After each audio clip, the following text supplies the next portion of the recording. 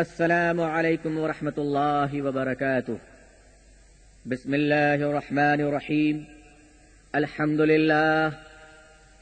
للہ وکفى وسلام علی عباده الذین اصطفى، اما بعد۔ الحمد للہ رب العالمین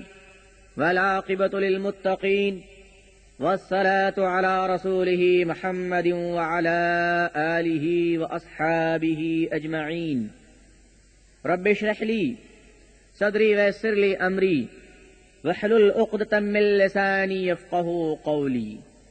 رب یسر ولا تعسر وتمم بالخیر،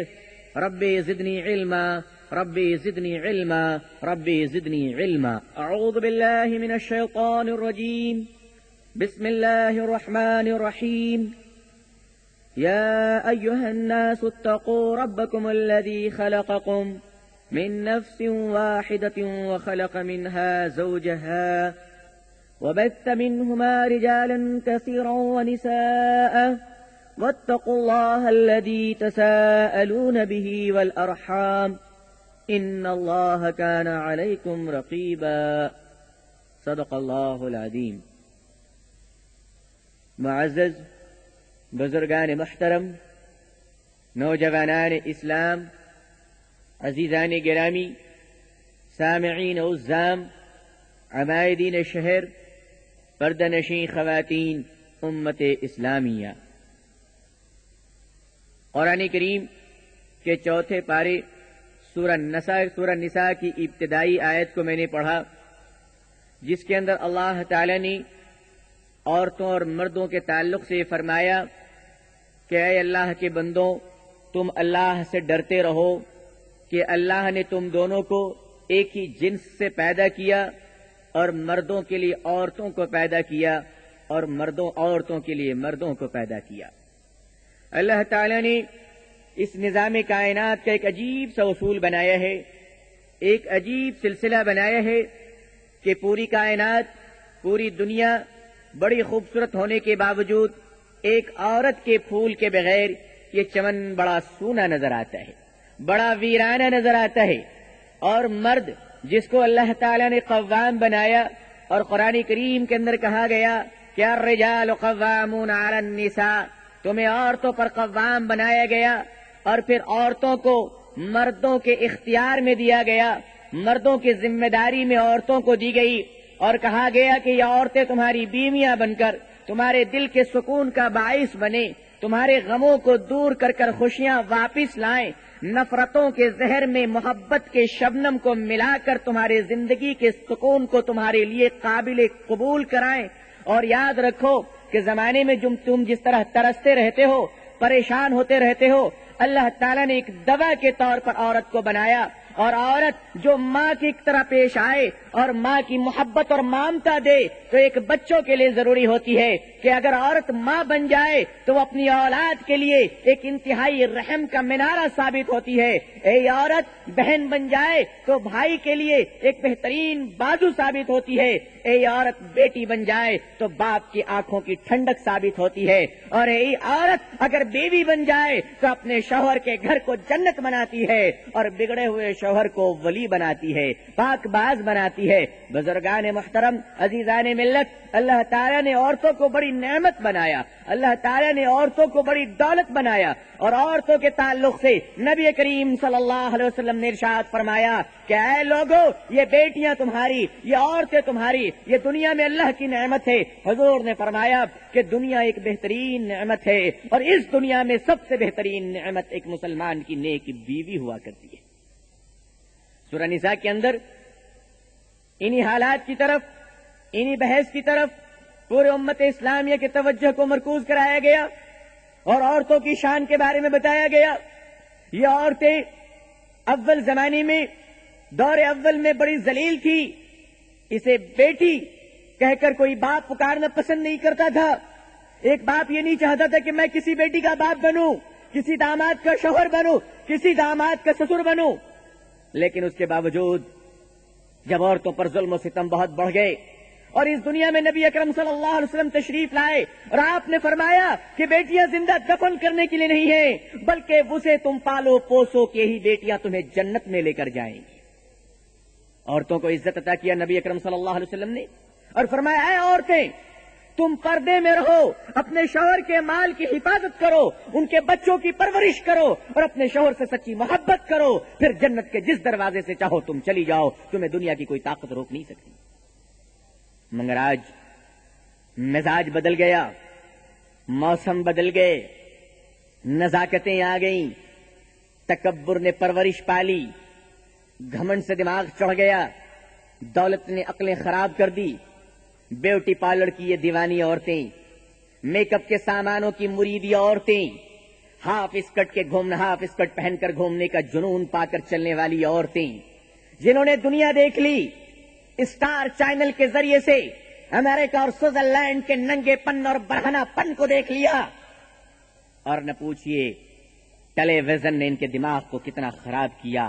کہ یہ عورتیں آج معلوم نہیں ہوتی کہ یہ وہی عورت ہے جو ایک نازک سی پھول تھی، یہ وہی عورت ہے جو مامتا کے سمندر بن کر اپنے بچوں کی پرورش کرتی تھی، یہ وہی عورت ہے جو دست و بازو بن کر اپنے بھائی کے لیے ایک دامن محبت کو پھیلایا کرتی تھی، کیا یہ وہی عورت ہے جو بیٹی بن کر اپنے باپ کی آنکھوں کی ٹھنڈک کا سبب ہوا کرتی تھی، کیا یہ وہی عورت ہے جو کبھی بیوی بن کر عائشہ کا رول ادا کرتی ہے، کبھی بیوی بن کر حضرت فاطمۃ الزہرا کا رول ادا کرتی ہے، جس عورت کی وجہ سے حضرت آدم علیہ السلام کو جنت میں دل لگا اور اللہ نے اسے بہترین خوشبو اور بہترین پھول بنا کر دنیا میں بھیجا اور مردوں کے دلوں میں اس کی محبت کو ڈال دی اور بتایا کہ عورت ایک نازک سی زندگی ہے، اس پر ظلم نہ کرو۔ لیکن آج بات الٹی ہو گئی، حالات الٹے ہو گئے، عورتوں نے وہ کرنا شروع کر دیا کہ جو کرنے کی جرت شیطان کو نہیں ہو رہی ہے، اور شیطان بھی شرمندہ ہے کہ اے عورتیں واقعی کیا تم میری بڑی خالہ بن گئی ہے، کیا واقعی تم میری بڑی استاد بن گئی ہے؟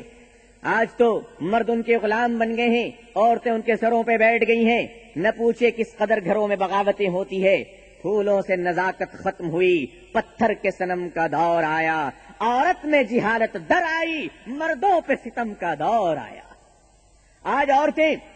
شرافت کے پہلو میں بیٹھ کر وہ حرکتیں کر رہی ہیں کہ یقین نہیں ہوتا کہ مسلمانوں کی بیٹیاں ایسا کر سکتی ہیں۔ ہم تو یہ سوچتے تھے کہ یہ حرکتیں یہودیوں کی بیٹیوں کی ہوگی، یہ حرکتیں تو عیسائیوں کی بیٹیوں کی ہوگی، یہ حرکتیں مشرک اور کافروں کی بیٹیوں کی ہوگی، لیکن آج مجھے کہنے دیجئے کہ آج جن حرکتوں کی طرف میں جا رہا ہوں، آج جن حرکتوں کی طرف اشارہ کر رہا ہوں، آج جس کردار کی نقاب کشائی کر رہا ہوں، وہ کردار، وہ اخلاق، وہ بد اخلاقی، وہ بد دیانتی، وہ ظلم و ستم ایک مسلمان کی بیٹیاں کر رہی ہے اور اپنے شوہروں کے ساتھ کر رہی ہے۔ پہلے ایک زمانے تک اس بات کو مشہور کیا گیا کہ مرد عورتوں پر ظلم کرتے ہیں،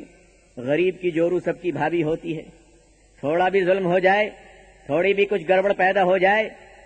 ساڑی پھٹ جائے یا کپڑے درست نہ ہو، الزام تو اس بیچارے معصوم بھولے بھالے نادان مردوں کی طرف ہی آتا ہے۔ دنیا سمجھتی ہے کہ آج اگر یہ عورت کی آنکھوں میں آنسو ہے تو اس کے شوہر کے ظلم کی وجہ سے ہے، لیکن میں بتا دوں معافی کے ساتھ کہ جتنی مکر و فریب کی آنسوئیں عورت بہا لیتی ہے، شاید مگر مچھ بھی بہانے کی جرت نہیں کرتی ہے۔ عورتوں کا سب سے بڑا ہتھیار اس کے آنکھوں کے وہ آنسو ہیں کہ جس آنسو کے 2 قطرے ٹپکا کر وہ ساری دنیا کو اپنا ہمنما بنا لیتی ہے۔ اور ہم نوائی بھی اس لیے نہیں کہ وہ اپنے گھر والوں کی حمایت میں بنائیں، ہم نوائی بھی اس لیے کہ وہ اپنے شوہر کے خلاف ہم نوا بناتی ہیں، اپنے سسر کے خلاف ہم نوا بناتی ہیں، اپنے ساس، دیور اور ننند کے خلاف ہم نوا بناتی ہیں۔ عورتوں نے اپنے آنسوؤں کا استعمال اس طرح کرنا شروع کر دیا۔ ایک زمانے تک مرد بدنام رہے کہ جہیز کے لیے مرد ستاتے ہیں، عورتوں پر وہ مظالم کرتے ہیں۔ میں نے بھی نہ جانے کتنی تقریریں کی کہ عورتوں پر ظلم ہو رہا ہے۔ بات تو تھوڑی صحیح بھی ہے کہ مردوں نے عورتوں پر ظلم کیے ہیں، یہ صحیح ہے کہ جہیز کے لیے عورتیں جلائی گئی ہیں، یہ بھی صحیح ہے کہ عورتوں کے لیے جہیز کے لیے عورتوں کو طلاق دیا گیا ہے، لیکن میرے دوستوں اور بھائیوں، انصاف کا اگر 40واں حصہ بطور زکات آپ کے پاس موجود ہے تو عورتوں کو بھی یہ ماننا پڑے گا کہ آج کے اس صدی میں، ملینیم کے زمانے میں، سن 2000 کے نئی صدی میں اور 99 کے گزشتہ سال میں اگر آپ تاریخ کو اٹھا کر دیکھیں گے تو آپ کو قسم کھا کر کہنا پڑے گا کہ آج کے اس صدی میں مردوں سے زیادہ عورتوں نے کہیں مردوں پر ظلم کیا ہے۔ اور آج عورتیں مردوں پر ظلم کر رہی ہیں۔ ایسا لگ رہا ہے کہ ملینیم کی اس نئی صدی میں، سن 2000 کی صدی میں ساری عورتیں Y2K کے پرابلم کا شکار ہو گئی ہیں، اور آج ان کے دماغ کا کمپیوٹر نہیں چل رہا ہے۔ عورتوں میں ہرس آ گئی کہ میں مردوں کی چال چلوں گی، میں مردوں کے کپڑے پہنوں گی، میں مردوں کی شانہ بشانہ چلوں گی، میں مردوں سے زبان لگا کر بات کروں گی۔ میری مائیں اور بہنیں، اللہ نے تمہیں مرد نہیں ایک عورت بنایا ہے، اللہ نے تمہیں ماں نہیں اللہ نے تمہیں باپ نہیں ماں بنایا ہے، اللہ نے تمہیں شوہر نہیں بیوی بنایا ہے۔ عورت جب تک عورت ہوتی ہے اس دنیا میں اس کی عزت ہوتی ہے، جس دن عورت ناگن بن جائے ساری دنیا اس کو کچلنے کی تیاری کرتی ہے۔ آج مجھے یقین نہیں آتا جب لوگ آ کر بتاتے ہیں کہ عورتیں اس طرح سے مردوں کو ستا رہی ہیں، ایک بیوی اپنے شوہر کو سرے بازار اس طرح ذلیل کر رہی ہے۔ یقین نہیں ہوتا کہ عورت جیسی شریف اور باحیا نسل، عورت جیسی نازک پھول، عورت جیسی معصوم زندگی کیا واقعی ظلم کے بارے میں سوچ سکتی ہے؟ یہ برقعے میں لپٹی ہوئی خوبصورت حسین چاند سا چہرہ، یہ زلفیں بکھرائی ہوئی جس پر بادل بھی قسمیں کھا رہی ہے، یہ ان کی انگڑائی کوئل جیسی بولیاں، یہ ان کی شرافت سراپا رحمت، جنہیں دیکھ کر ایسا لگتا ہے کہ اللہ اللہ، اگر دنیا میں ان کے حسن اور نزاکت کا یہ عالم ہے تو جنت کی حوروں کا کیا عالم ہوگا۔ یقین نہیں آتا کہ یہ عورت ناگن بن کر ڈس رہی ہے، یہ عورت ظلم اور ستم کر رہی ہے، لیکن واقعہ تو واقعہ ہے، سچائی تو سچائی ہے، حقیقت تو حقیقت ہے، سورج تو سورج ہے، دین تو دن ہے، اور خوشبو اور بدبو میں دونوں فرق ہے، یہ تو آپ کو تسلیم کرنا ہی پڑے گا۔ اصلاح معاشرہ پر بہت سارے بیانات ہوئے اور ہم نے نوجوانوں سے کہا قسمیں کھاؤ تم کہ بغیر جوڑے جہیز کی شادیاں کرو گے۔ نوجوان ہمارے جوش میں آئے، حضور صلی اللہ علیہ وسلم کی سچی محبت میں پا کر، سچی محبت اور عشق میں آ کر انہوں نے وعدہ کیا کہ میں جوڑے جہیز نہیں لوں گا، میں کسی سے کوئی رقم نہیں لوں گا، لڑکی کے باپ سے کوئی مطالبہ نہیں کروں گا، لڑکی کے والد کی طرف سے کوئی دعوت نہیں کھاؤں گا، اپنے پیسہ خرچ کر کے لڑکی کے گھر میں جاؤں گا، پورے نکاح کا خرچہ برداشت کروں گا اور غریب لڑکی سے نکاح کروں گا۔ جو لڑکیاں گھروں میں رو رہی ہیں، سسک رہی ہیں، تڑپ رہی ہیں، ہم اپنا مال خرچ کر کے اسے بیاہ کریں گے اور اس لڑکی کو اپنی بیوی بنائیں گے۔ اور اپنی قسموں کو نوجوانوں نے پورا کیا، اپنے وعدے کو پورا کیا، لیکن ہوا کیا؟ اس کا انجام کیا ہوا؟ اس کا نتیجہ کیا ہوا؟ عورتیں کہتی ہیں کہ یہ مرد بڑے لالچی ہیں، عورتیں کہتی ہیں کہ مرد بغیر جہیز کے شادی کرنے کے لیے تیار نہیں، مگر میں ایسے سینکڑوں مقدمات اور سینکڑوں واقعات آپ کو دکھانے کے لیے تیار ہوں کہ جہاں نوجوانوں نے اللہ اور اس کے رسول کی محبت میں اپنے قدم کو آگے بڑھایا، اپنے ماں باپ کے دل کو توڑا ہے، اپنے گھر والوں کو چھوڑا ہے اور غریب لڑکی کے ہاتھ کو پیلا کیا اور اپنے مال و پیسے خرچ کر کر اس لڑکی سے شادی کیا، لیکن اس کا نتیجہ کیا نکلا؟ اس کا نتیجہ یہ نکلا کہ وہ گھمنڈی لڑکی، وہ اپنے باپ کی طاقت پر کرنے والی، وہ اپنے بھائیوں کی طاقت پر غرور کرنے والی، وہ بد اخلاق ماں کی پرورش کی ہوئی بیٹیاں، جب یہ خوددار نوجوان کے گھر میں بیوی بن کر آتی ہے تو پہلے ہی دن سے جھگڑا شروع ہو جاتا ہے، اور یہ جھگڑا شوہر کی طرف سے نہیں بلکہ بیوی کی طرف سے ہوتا ہے۔ اور وہ لڑکی کہتی ہے کہ تمہیں کون پوچھتا تھا، یہ تو میرے باپ کا احسان ہے، کیا اس نے مجھے تیری بیوی بنا کر تیرے گھر میں پہنچا دیا؟ تو اپنے گھر سے اپنے باپ کو نکال، اپنے ماں کو نکال، اپنے بھائی کو نکال، اپنے بہن کو نکال، صرف میں رہوں گی۔ یہ عورت تو گھر کو بسانے کے لیے آئی تھی، آج گھر میں بہو بن کر آتے ہی گھر کو اجاڑنے کے بارے میں کیسے سوچنے لگی؟ ایک عورت کے بارے میں ایسا کیسے سوچا جا سکتا ہے؟ آپ ذرا غور کیجئے۔ اس کے بعد وہ شوہر کہتا ہے کہ ماں باپ میرے پیارے ہیں، میں اسے نہیں چھوڑوں گا۔ بیوی غصے میں آتی ہے اور اپنے شوہر سے بات کرنا چھوڑ دیتی ہے اور جھوٹی جھوٹی باتوں پر لڑنا شروع کر دیتی ہے۔ وہ ماں جو بیٹی کے بگاڑنے کا سبب ہے، آج کل جتنے طلاق ہو رہے ہیں، جتنی خلا ہو رہی ہے اور لڑکیوں کی طرف سے جتنا بگاڑ ہو رہا ہے، مجھے کہہ لینے دیجیے کہ اس میں 90% لڑکیوں کے ماں کا قصور ہے کہ انہوں نے اپنی بیٹی کو صحیح سے سمجھایا نہیں، صحیح سے پڑھایا نہیں، صحیح سے پرورش نہیں کی، اور شادی کے بعد اپنی بیٹی کو شوہر کے فرائض کے متعلق نہیں بتاتی ہے، بلکہ سسرال جا کر اپنی بیٹی سے پوچھتی ہے بتا تیرا سسر کیسے باتیں کرتا ہے، بتا تیری ساس تجھ سے کیسے رہتی ہے، بتا تیرے شوہر کا تعلق اور شوہر کا رویہ تیرے ساتھ کیا ہے۔ تو وہ لڑکی جس نے ماں کے ساتھ، ماں سے اپنے باپ کی شکایت کو سن سن کر پک چکی تھی، وہ لڑکی جس کو سن چکی تھی کہ میری ماں ہر گھڑی ہر وقت مصلی سے لے کر دعا تک، حج سے لے کر عمرہ تک، گھر سے لے کر دکان تک، مارکیٹ سے لے کر بازار تک، باتھ روم سے لے کر کچن تک ہمیشہ اپنے شوہر یعنی میرے باپ کی شکایت کرتی رہتی تھی، وہ لڑکی پریپیڈ رہتی ہے اور اپنے ماں کے سامنے ہی اسٹارٹنگ اپنے شوہر کی شکایت شروع کرتی ہے اور کہتی ہے میرا شوہر مجھے ٹھیک سے دیکھتا نہیں ہے، میرے زیوروں کا خیال نہیں رکھتا، مجھے کپڑے لا کر نہیں دیتا۔ الٹی سیدھی جھوٹی شکایت۔ وہ شوہر جو بیچارہ نمازی ہے، وہ شوہر جو بیچارہ دیندار ہے، جو اپنی بیوی کو اپنے دل پر نہیں بلکہ اپنے سر پہ بٹھال کے رکھنا چاہتا ہے، لیکن یہ ظالم عورت اپنے نازک اور اپنے دلدار اور وفادار شوہر کو اپنے ماں کے سامنے بدنام کرتی ہے، اللہ کو جلال آتا ہے، فرشتے اس لڑکی پر لعنتیں بھیجتے ہیں جو اپنے شوہروں کی جھوٹی شکایتیں کرتی ہے۔ وہ ماں بھی کتنی ناپاک ہے، وہ ماں بھی کتنی ظالم ہے، اپنی بیٹی کو سمجھانے کے بجائے یہ درس دیتی ہے کہ اگر تیرا شوہر ایسا ہے، اگر تیرا شوہر تجھ سے باتیں نہیں کرتا، اگر تیرا شوہر تیرے سسر اور ساس کو اپنے گھر سے نہیں نکالتا، تھوک کر اپنے شوہر کے چہرے پہ تھوک دے اور واپس آ جا، تیرا باپ ابھی جوان ہے، تجھے کما کر کھلائے گا۔ ارے وہ نادان عورت، ارے وہ نادان عورت، اگر تجھے اپنی بیٹی کی جوانی باپ کی جوانی پر ہی چلانا تھا، اگر اپنی جوان بیٹی کو باپ کی کمائی پر ہی پالنا تھا، تو اس معصوم انسان اور وفادار شوہر کے ہاتھ میں اپنی بیٹی کا ہاتھ تو نے کیوں دیا تھا؟ وہ لڑکی گھمنڈ میں اپنے ماں باپ کے گھر چلی جاتی ہے اور شوہر سے ذرا محبت کی باتیں بھی نہیں کرتی، بلکہ کہہ دیتی ہے کہ میری کون سی قسمت پھوٹ گئی تھی کہ میں تیری بیوی بن گئی، تو اس سے بڑا بدقسمت اس شہر میں کوئی انسان نہیں ہے، اور اپنے شوہر کا دل توڑ کر اپنے باپ کے گھر جاتی ہے۔ بات اتنی میں ختم نہیں ہو جاتی، اس کے بعد اس کے باپ کتنے نادان ہیں دیکھیے، اس کے بھائی کتنے نادان ہیں دیکھیے، فوراً ایک مقدمے کی تیاری ہوتی ہے کہ چلو ڈوری کیس جہیز ہراسانی کا مقدمہ تمہارے شوہر پر دائر کر دیتے ہیں تاکہ پولیس تمہارے شوہر کو پکڑ لے اور جیل میں اتنی پٹائی کرے کہ اس کی ہڈیاں تک ٹوٹ جائے۔ یہ ہو رہا ہے ایک انصاف کے ساتھ، ایک ایمانداری کے ساتھ نکاح کرنے کا انجام۔ اس کے بعد وہ خوبصورت لڑکی نقاب میں لپٹی ہوئی ایک چاند جو حور معلوم ہوتی ہے، اپنے باپ اور اپنے جوان بھائیوں کے ساتھ دندناتی ہوئی بے شرم اور بے آبرو بے حیا بن کر پولیس انسپکٹر کے پاس جاتی ہے اور جھوٹا مقدمہ دائر کرتی ہے کہ میرا شوہر مجھ سے جہیز کا مطالبہ کر رہا ہے، میرا شوہر مجھ سے لاکھوں روپے منگوانے کے لیے مجھے مار رہا ہے، پیٹ رہا ہے۔ جس شوہر نے اپنے پورا پیسہ خرچ کر تم سے نکاح کیا، وہ تم سے لاکھوں روپے کیوں مانگے گا؟ پولیس انسپکٹر کے سامنے ایک شریف لڑکی اپنی زبان سے اپنے شوہر کے خلاف جھوٹی شکایتیں کر رہی ہے۔ ذرا شرم نہیں آتی کہ جس شوہر کے پہلو میں تم نے اپنے آبرو کا مالک اسے بنایا اور اپنے جسم کو تم نے سونپ دیا، جس سے محبت اور وفاداری کی تو نے قسمیں کھائی اور اللہ کا نام لے کر تو نے اس کے ہاتھ کو پکڑا ہے، آج تو اس شوہر کے خلاف جھوٹی شکایتیں دائر کر رہی ہے، جھوٹا مقدمہ دائر کر رہی ہے۔ اور اس کے بعد لڑکی کا باپ 10,000 روپے کی رشوت پولیس انسپکٹر کو دیتا ہے اور کہتا ہے انسپکٹر صاحب، جس داماد کو میں نے پھولوں کا ہار پہنایا تھا، آج آپ اس داماد کو پکڑ کر لائیے اور جیل کی سلاخوں میں اتنے جوتے ماریے تاکہ میرا بیٹا جب کسی کا داماد بنے اور جب اس کا سسر میرے بیٹے کو جوتے پروائے تو وہ ایک ایک جوتے کی آواز میرے خاندان تک یاد کیا جانا چاہیے۔ وہ بیچارہ نمازی شوہر، وہ بیچارہ دیندار لڑکا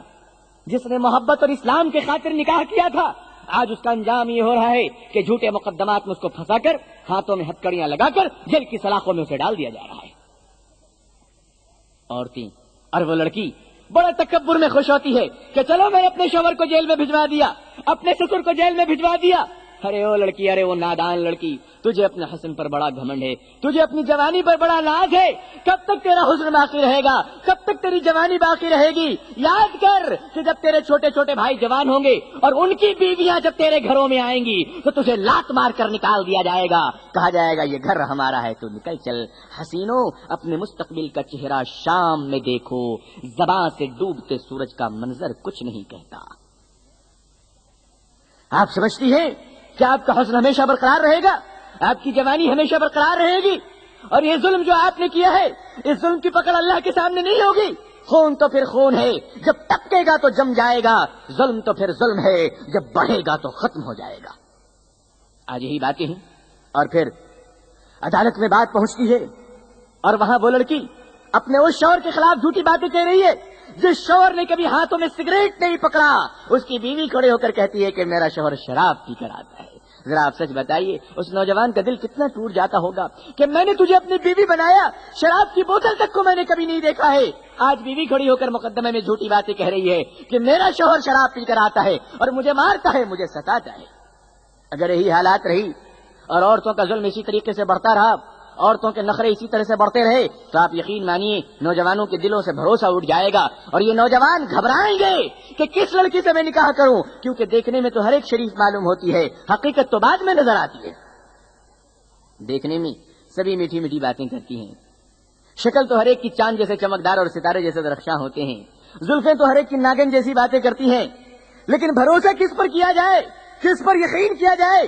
آج یہی وجہ ہے کہ شریف لوگ آگے بڑھنے سے ڈر رہے ہیں کہ ہم کس لڑکی سے نکاح کریں، اور نکاح کے بعد لڑکیاں کہتی ہیں مجھے زیور لا کر دو، مجھے فلانے رشتہ دار کی شادی میں جانا ہے۔ یہ بیچارہ غریب جو ایمانداری کی کمائی کماتا ہے، رشوت کے پیسے ہیں نہیں کیونکہ یہ پولیس کی نوکری تو کرتا نہیں ہے، اب یہ بیچارہ غریب اپنی بیوی سے کہتا ہے کہ میں تجھے کہاں سے لا کر دوں، تو وہ ظالم لڑکی جس کے شرافت کے بول، جس کی صداقت کے الفاظ، جس کی میٹھی میٹھی باتوں سے لوگ متاثر ہو گئے، وہ کہتی چوریاں کر لاؤ، تم بھاڑ میں جاؤ، اپنے گھر کو بیچ کر لاؤ، اگر تم خرید نہیں سکتے تو مارواڑیوں کے ہاں سے سود پر تم زیور لے کر آؤ تاکہ میں پہن کر جاؤں اور اپنے حسن اور نزاکت کا مظاہرہ کروں۔ آپ اندازہ کیجئے ایک مرد اس عورت کے بارے میں کیا سوچ سکتا ہے، ایک شوہر اپنی بیوی کے بارے میں کیا سوچ سکتا ہے۔ کیا واقعی یہ وہی لڑکی ہے کہ جس سے میں نے نکاح کیا اور شرافت کی قسمیں کھائی، اور وہ لڑکی جس کی بڑی تعریفیں ہو رہی تھی آج کیا نکل رہی ہے یہ؟ اگر یہی حالات رہے تو لڑکوں کو یہ مشورہ دینا پڑے گا۔ آج دارالقضا میں آپ چلے جائیے، لڑکیوں کی طرف سے ہزاروں درخواستیں پڑی ہوئی ہیں کہ ہمیں اپنے شوہر سے خلا چاہیے، ہمیں اپنے شوہر سے خلا چاہیے۔ جو لڑکیاں بلا وجہ اپنے شوہروں سے طلاق مانگتی ہیں، اللہ اور اس کے رسول کی لعنت ہوتی ہے ان پر۔ وہ عورتیں بے حیا ہیں، فاحشہ ہیں، عیاش عورتیں کی طرح ہیں جو اپنے شوہروں سے بلا وجہ طلاق مانگتی ہیں، پیسوں کے لیے، کپڑوں کے لیے، زیوروں کے لیے۔ تمہیں ایک دن دنیا سے جانا ہے، تمہیں ایک دن دنیا سے رخصت ہونا ہے، ذرا یاد کرو تم کب تک رہو گی۔ مشینی دور نے ناز و ادا کا قتل کیا، مشینی دور نے ناز و ادا کا قتل کیا۔ بدن کو چیر کے انگڑائیاں تلاش کرو، یہ شرط ہے کہ بدن میں نہ ہو روح اور یہاں ہو، یہ شرط ہے کہ بدن میں نہ روح اور یہاں ہو۔ تمہیں یہ حق ہے کہ آزادیاں تلاش کرو۔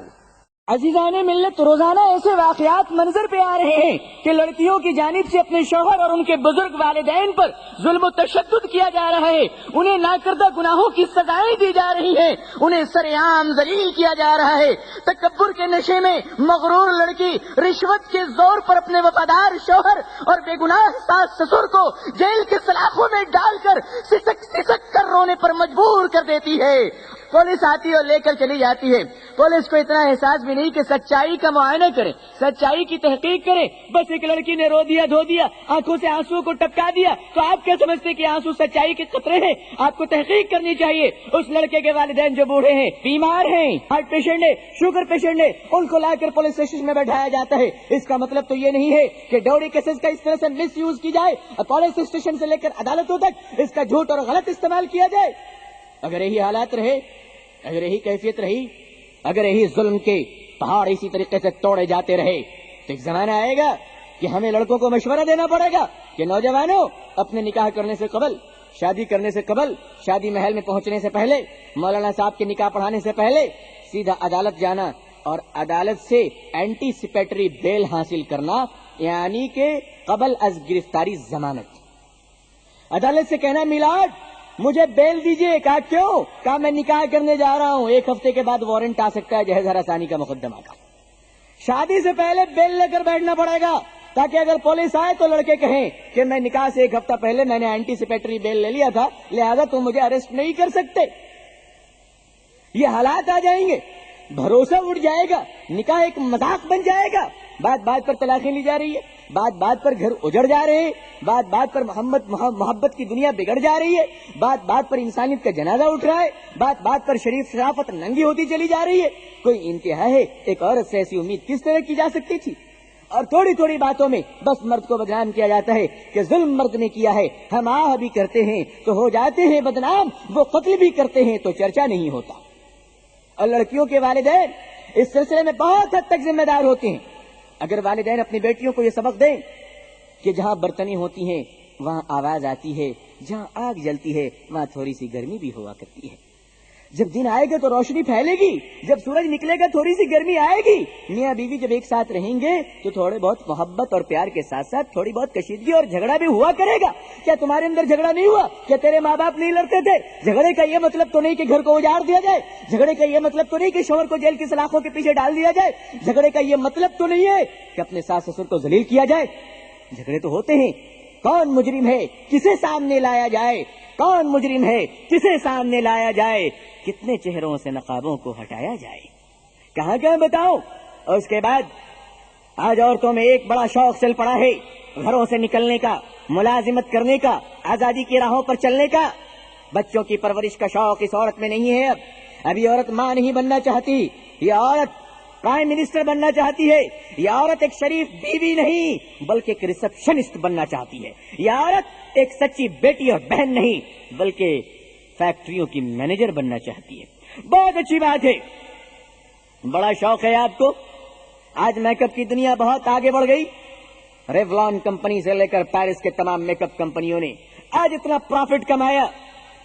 کہ گلی گلی میں چپل جوتوں کی طرح بیوٹی پارلر کھلے ہوئے ہیں اور عورتیں جا کر پیسے وہاں بہا رہی ہیں۔ لیکن محض ایک جملہ یہاں پر میں کہہ دینا چاہتا ہوں، اگر یہ سجنا جھجنا، اگر یہ سجنا سنورنا، بیوٹی پارلر میں جانا، میک اپ کرنا اگر شوہر کے لیے ہوتا تو کوئی بات نہیں تھی، لیکن مجھے معاف کیجیے گا، کون عورت ہے جو آج کے زمانے میں اپنے شوہر کے لیے بہت زیادہ سجتی ہے؟ وہ تو بہت شریف عورتوں کا زمانہ گیا، اور آج بھی اگر کچھ ہے تو بہت تھوڑی ہے جو شریف عورت صرف اپنے شوہر کے لیے جیتی ہے، صرف اپنے شوہر کے لیے خوبصورت کپڑے پہنتی ہے، صرف اپنے شوہر کے لیے اپنے حسن کو سنوارتی ہے۔ آج تو عورتیں کپڑے اپنے شوہر کے لیے کم پہنتی ہیں، بریگیڈ روڈ کے نوجوانوں کے لیے زیادہ پہنتی ہیں۔ آج کی عورتیں سجتی سنورتی اپنے شوہر کے لیے کم ہیں، کلبوں کے لیے زیادہ، تھیٹروں کے لیے زیادہ، سڑکوں کے لیے سج دھج کر نکلتی ہیں، قیمتی اسپرے لگا کر، بہترین میک اپ کر ایسا معلوم ہوتا ہے کہ نہ پوچھیے یہ کون جا رہی ہیں۔ دیکھنے میں ایسا محسوس ہوتا ہے کہ جیسے نواب واجد علی شاہ کی آخری چشم و چراغ اور ان کی آخری پوتی ہے، اتنی مالدار ہے، مگر ان کے گھروں میں جا کر دیکھیے تو بدبو آتی ہے اور کپڑوں کو دیکھ کر قے آتا ہے، اتنی گندی رہتی ہیں یہ۔ بس سڑکوں پہ لبوں پہ بہترین لپسٹک ہے، گالوں میں لالی ہے، اور میک اپ اور پاؤڈر نے اپنا چمتکار دکھایا ہے، اور وہ لپسٹک مسلمان عورتوں کو معلوم ہونا چاہیے کہ آپ جو لپسٹک لگاتی ہیں وہ لپسٹک کا انٹرنیشنل فارمولا یہ ہے کہ اس لپسٹک کو کمپنی والے سور کی چربی میں ڈال کر تیار کرتے ہیں۔ سور کی چربی سے بنی ہوئی لپسٹک کو ایک مسلمان ایک مسلمان عورت اپنے لبوں پر لگاتی ہے اور سمجھتی ہے کہ ہم نے بڑا کمال کر دیا، سمجھتی ہے کہ ہمارے ہونٹ سرخ ہو گئے۔ سور کی چربی لگا کر اپنے ہونٹ کو لال کرنے والی عورت، ذرا یاد کر اگر قیامت میں جہنم کی آگوں سے اگر تیرے ہونٹوں کو لال کیا گیا تو کیا کرے گی تو اس دن؟ اور میک اپ یہ کوئی بری چیز تو نہیں، لیکن اس پر فضول خرچی ہو، اس پر شوہر کے پیسے برباد کیے جائیں، اس کے لیے گھر کو اجاڑا جائے، اس کے لیے طلاق لی جائے، اس کے لیے گھر کو برباد کی جائے، لعنت ہے، تف ہے ایسے میک اپ پر جو ہمارے گھروں کو برباد کر دے۔ اور میک اپ کر عورتیں جب سڑکوں پہ چلتی ہیں، آج کل تو برقع پہننا بھی فیشن ہو گیا ہے۔ برقع پردے کے لیے نہیں پہنا جاتا ہے بلکہ کالے برقعے تو فیشن کے لیے پہنے جا رہے ہیں، عجیب عجیب ڈیزائن میں برقعے ہیں۔ پہلے یہ پردے کے لیے، شرافت کے لیے، حیا کے لیے پہنا جاتا تھا، آج تو یہ ایک لیٹسٹ فیشن بن چکا ہے۔ آج یہ ماڈلنگ چند دنوں کے بعد میں سمجھتا ہوں کہ شاید فیشن انڈسٹریز برقعے کو بھی ماڈلنگ کی دنیا میں لا کر ایڈورٹائز کا سلسلہ بنائیں گے۔ عورتیں برقع پہنی ہوئی ہیں، آدھا چہرہ لپٹا ہوا ہے، آدھا سر کا بال کھلا ہوا ہے، سامنے آدھے سر کے بال نظر آ رہے ہیں، اچھی شکلیں آدھی نظر آ رہی ہیں، نام ہے کہ برقع لپیٹ رکھا ہے۔ یہ زمین پہ رہتے ہیں، فلک پہ قیام کرتے ہیں، یہ زمین پہ رہ کر فلک پہ قیام کرتے ہیں، کٹا کر انگلی شہیدوں میں نام کرتے ہیں۔ آدھا برقع پہن کر اپنے آپ کو شرم و حیا کی مورتی سمجھاتی ہیں۔ حقیقت تو یہ ہے کہ ان کے سر کے سامنے کے بال کے جو ڈیزائن ہوتے ہیں یہ تمام مردوں کو دکھانا چاہتی ہے۔ یہ عورتیں بے شرم عورتیں ہیں جو برقع پہننے کے باوجود بھی ننگی ہوتی ہیں، جو برقع پہننے کے باوجود بھی بے آبرو ہوتی ہیں، جو برقع پہننے کے باوجود بھی بے پردہ ہوتی ہیں، جو برقع پہننے کے باوجود بھی بے شرم ہوتی ہیں۔ یہ برقع صرف ایک فیشن بن چکا ہے اور بچوں کے ساتھ جا رہی ہیں میک اپ کی تہوں میں۔ شکل عظیم کی اوریجنلٹی چھپ چکی ہے، نام بدل گیا، صفات بدل گئے، حقیقت بدل گئی، ہستیاں بدل گئی۔ میں پوچھتا ہوں ان عورتوں سے، اگر آپ بہت سج دھج کر منی اسکرٹ پہن کر سڑکوں سے گزر رہے ہیں کہ ہر دیکھنے والے کی نگاہیں ترس رہی ہیں، اگر اسی حالت میں تمہاری موت ہو جائے تو آپ بتاؤ کون ہے جو آپ کی شکل کے میک اپ کو دیکھے، کون ہے جو آپ کے لباسوں کو دیکھے؟ اگر خدا نہ کرے کسی عورت کی اس حالت میں موت ہو جائے تو ساری دنیا پوچھے گی بتاؤ اس عورت کا پتہ کیا ہے؟ اگر پتہ بھی نہیں ملتا، لاوارث لاش ہے، اتنا تو بتاؤ کہ اس عورت کا مذہب کیا ہے، یہ کس دھرم کے ماننے والی ہے، یہ کس مذہب کو ماننے والی ہے، تاکہ اس دھرم کے مطابق، تاکہ اس مذہب کے مطابق اس عورت کا انتم سنسکار کیا جائے۔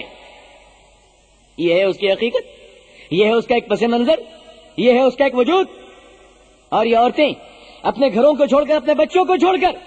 فضول خرچی کو پوری کرنے کے لیے دکانوں پہ جا رہی ہیں اور وہاں جا کر ریسپشنسٹ بن رہی ہیں. گھروں میں معصوم بچے پڑے ہوئے ہیں. ان عورتوں کے کمانے کے ضد کی وجہ سے, ان عورتوں کے گھروں سے نکلنے کی وجہ سے آج ان کے بچے جیتے جی یتیم بن چکے ہیں. آج ان کے بچوں کا سہارا چھین چکا ہے. آج یہ بچے اپنی ماں کو نہیں پا رہے ہیں. ماں باپ زندہ ہیں مگر کیا کریں, آج انہیں کوئی نہیں کہنے والا ہے.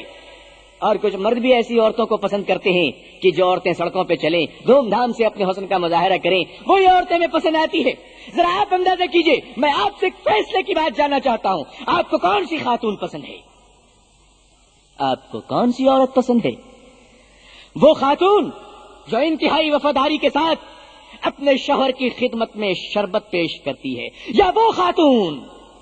جو مصنوعی حسن و جمال, آنکھوں میں پرفریب عشق کا ساغر لے کر کسی مے خانے میں عیاش لوگوں کی خدمت میں شراب پیش کرتی ہے؟ آپ کو کون سی خاتون پسند ہے؟ وہ جو دل میں ممتا کا سمندر لے کر اپنے معصوم بچے کی پرورش کرتی ہے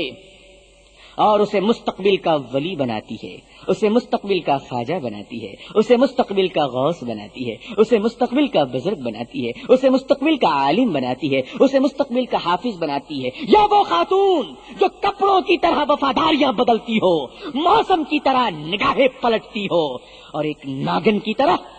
اپنے بچوں کو صرف ڈسنا سکھاتی ہو؟ آپ کو کون سی خاتون پسند ہے؟ وہ جو شرم و حیا کے پاکیزہ لباس میں ملبوس جنت کی حور معلوم ہوتی ہو, جس کی طرف اگر شوہر دیکھے تو زندگی کے سارے غم بھول جائے, باپ دیکھے تو اپنی بیٹی کی نظریں اتارے, بھائی دیکھے تو اپنی بہن کی شرمیلی اداؤں پر قربان ہو جائے. یا وہ خاتون جو نیم اوریاں لباس یا پھر تنگ پینٹ شرٹ میں آوارہ حیوان کی طرح گھروں سے نکل کر فٹ پاتھ اور سڑکوں کو اپنا مرکز بنا لے اور دیکھنے والوں کی نگاہیں ناپاک ہو جائیں, دل میں ہوس کا شعلہ بھڑک اٹھے, ہر شخص اپنی ہوس کی تسکین کے لیے اسے نوچنا چاہے, لوٹنا چاہے. زمانے میں ایسی عورتیں آپ کو مل جائیں گی. جس عورت کو افراد خاندان کی خدمت کرنا تھا, آج وہ عورت ہوٹلوں میں کام کر رہی ہیں اور دن میں پرسنل سیکرٹری اور رات میں پرائیویٹ بیوی کے عہدے پر فائز کر دی گئی. فلموں, اشتہاروں, میگزین اور اخباروں میں عورت کے حسن نزاکت, ناز و انداز کی قیمت لگائی جا رہی ہے. آزادی کے نام پر اس کے عزت اور ناموس کی دھجیاں بکھیر دی گئی. فیشن, اشتہار اور ماڈلنگ کے نام پر سرے بازار عورت کو بہانا کیا جا رہا ہے. عورت آج عیاش تاجروں کی خدمت میں سرکش کے جانوروں کی طرح خود کو پیش کر رہی ہیں کہ نچاؤ مجھے جس طرح تمہیں نچانا ہے, دیکھو مجھے جس طرح تمہیں دیکھنا ہے, استعمال کرو مجھے جس طرح تمہارا دل چاہے. لومڑی کی عقل رکھنے والے عیاش تاجروں نے دیکھا کہ اس سے زیادہ بے وقوف قوم اور کہیں نہ ملے گی جو خوشیوں کے نام پر ننگا پن, آزادیوں کے نام پر جسم کی بربادی, زندگی کے نام پر خودکشی قبول کرنے کے لیے آئی ہو. اور انہوں نے اس خوبصورت نازک گڑیا کو آدھے کپڑے پہنا کر اور آدھے ننگے رکھ کر کلب میں, کھیل کے میدان میں, ملکہ حسن کے مقابلے میں, خبریں پڑھنے میں, باکسنگ کے میدان میں, سوئمنگ پول تیراکی میں, جھاڑو سے لے کر ہوائی جہاز تک کے ایڈورٹائز میں عورت کو انتہائی بے دردی کے ساتھ ایک جانور کی طرح استعمال کیا. اور عورتوں کی عقل مندی تو دیکھیے, وہ اس ظلم کو دنیا کا سب سے عظیم ترین انصاف قرار دے رہی ہیں, اور وہ ہر ایسی ناپاک ذمہ داریوں کو ہر وقت سلام کرنے کے لیے تیار بیٹھی ہوئی ہیں. عورتوں کے نازک ہاتھوں میں آزادی نسواں کا دل فریب جھنڈا تھما دیا گیا, جذباتی نعروں میں انہیں مست کر دیا گیا اور یہ نعرہ دیا گیا عورت مرد سب برابر ہے. یورپ کے لوگوں نے, امریکہ کے لوگوں نے, ویسٹرن کلچر کے لوگوں نے ان عورتوں کو جذباتی نعروں میں مست کر دیا، جذباتی شراب پلائے گئے، اور ان عورتوں سے کہا گیا کہ اے عورتیں، محمد رسول اللہ کے قانون کو تو توڑ دے اور کھڑے ہو کر پیشاب کرنے والوں کا قانون کو تو اپنا لے۔ عورتوں نے اپنے گھر کو ویران کیا، اپنے گھر کو اجاڑ دیا، ایک گھر ویران ہو گیا، بچے یتیم ہو گئے، کلیسا سے لے کر میخانے تک یہ عورتیں پہنچ گئیں، اور آزادی کے نام پر کہاں تک پہنچ گئی؟ عدالتوں میں پہنچ گئیں کہ ہماری آزادی صرف اتنی کی نہیں کہ گھر سے نکال کر ہمیں فیکٹری میں پہنچا دی جائے، ہماری آزادی اتنی نہیں کہ ریسپشنسٹ سے اٹھا کر ہمیں تھیٹر اور فلم کے پردوں میں پہنچا دیا جائے۔ عدالتوں سے عورتیں درخواست کر رہی ہیں، میں نے اخبار میں پڑھا کہ میلاد مجھے اس بات کی پرمیشن دیجیے کہ ہم مسجدوں میں جا کر مردوں کے ساتھ نماز پڑھیں۔ عورتیں عدالتوں سے اجازت مانگ رہی ہیں کہ مسجدوں میں داخل ہو کر مردوں کے ساتھ نماز پڑھیں۔ ارے وہ عورتیں، تجھے اللہ کی عبادت کرنے کے لیے بھی غیر مسلموں کی اجازت کی ضرورت پڑی ہے۔ حضور صلی اللہ علیہ وسلم کے زمانے میں عورتیں رات کے وقت مسجد آیا کرتی تھیں، دن کے وقت نہیں، وہ بھی چھپ چھپا کر بہت پردے میں۔ حضور کے زمانے کی عورتیں جتنا اللہ سے ڈرتی تھی، آج کی ولی جیسی عورت بھی اس کا مقابلہ نہیں کر سکتی۔ حضور صلی اللہ علیہ وسلم کے زمانے میں عورتیں جتنا پردے کا خیال کرتی تھیں، آج ہم اس کا تصور تک نہیں کر سکتے۔ حضور صلی اللہ علیہ وسلم تشریف رکھے ہوئے ہیں، حضرت عائشہ سامنے بیٹھی ہوئی رضی اللہ تعالیٰ عنہ، حضرت عبداللہ ابن مکتوم رضی اللہ تعالیٰ عنہ ایک نابینا صحابی آ رہے تھے۔ اللہ کے نبی صلی اللہ علیہ وسلم نے ارشاد فرمایا، عائشہ اس اندھے صحابی سے پردہ کرو۔ عائشہ نے کہا، یا رسول اللہ صلی اللہ علیہ وسلم، صحابی تو اندھے ہیں۔ حضور نے فرمایا، عائشہ تم تو اندھی نہیں ہو۔ ایک عورت کو بھی کہا گیا کہ تم بلا وجہ کسی مرد کو نہ دیکھا کرو۔ حضرت عمر کا جب زمانہ آیا تو حضرت عمر فاروق رضی اللہ تعالیٰ عنہ نے عورتوں کو مسجد میں آنے سے منع کر دیا، کہا کہ آج وہ زمانے نہیں ہے، آج وہ حالات نہیں ہے، اے عورتیں تم اپنے گھروں میں اللہ کی عبادت کیا کرو، کیونکہ اگر نماز کے لیے تم مسجد آؤ گی ثواب تو ملے گا، راستے میں اگر تیری وجہ سے کوئی فتنہ ہو گیا، راستے میں اگر تیری وجہ سے کوئی شرارت ہو گئی، تیری وجہ سے اگر تجھ سے کوئی بے پردگی سرزد ہو گئی تو نماز کا تو بیڑا غرق ہو جائے گا، اور ساری شرارت اور فتنے کا عذاب بھی تجھ پر مسلط کر دیا جائے گا۔ لیکن عورتیں کہنے لگی، نہیں ہمیں مسجدوں میں جانا ہے، ہمیں مردوں کے شانہ بشانہ نماز پڑھنی ہے۔ شیطان نے سوچا اس سے بہتر کوئی ذریعہ نہیں ملے گا عورتوں کو بے پردہ کرنے کا۔ میں دیکھتا ہوں کہ رمضان کے مہینے میں عورتیں مسجد میں تراویح پڑھنے آتی ہیں، کیا ہوتا ہے اس کا نتیجہ؟ دیکھا ہے نگاہوں نے آپ کی بھی اور دیکھا ہے نگاہوں نے میری بھی، نئے نوجوان جو کمر تک بال چھوڑے ہوئے ہیں، ہاتھوں میں سورہ یاسین کا کاڑا ہے، اس دروازے پہ کھڑے ہوئے ہیں جس کے اندر عورتیں نماز پڑھ رہی ہیں، اور جھوٹ موٹ وہاں ڈیوٹی دے رہے ہیں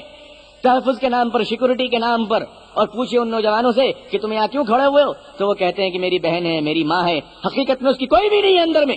لیکن چھڑ خانی کے لیے وہ وہاں پر کھڑا ہوا ہے۔ عورتیں اگر مسجد میں پہنچنے لگی اور اسی آزادی کے ساتھ جس آزادی کے ساتھ آج سڑکوں پہ چل رہی ہیں، آج مارکیٹنگ کر رہی ہیں، سپر مارکیٹ میں گھوم رہی ہیں، تھیٹروں میں جا رہی ہیں، سوئمنگ پول میں جا رہی ہیں، اگر اسی آزادی کے ساتھ یہ عورتیں مسجد میں آ گئی تو اس سے کتنا بڑا فائدہ ہوگا یہ تو مجھے نہیں معلوم، لیکن ایک فائدہ جو میری کم عقل میں سمجھ میں آ رہی ہے وہ یہ آ رہی ہے کہ اگر یہ بیچاری خواتین مسجدوں میں پہنچ گئیں تو یہ وہ نوجوان جو چائے کی ہوٹلوں میں کھڑے ہو کر نئی عاشقی گانے سنتے ہیں،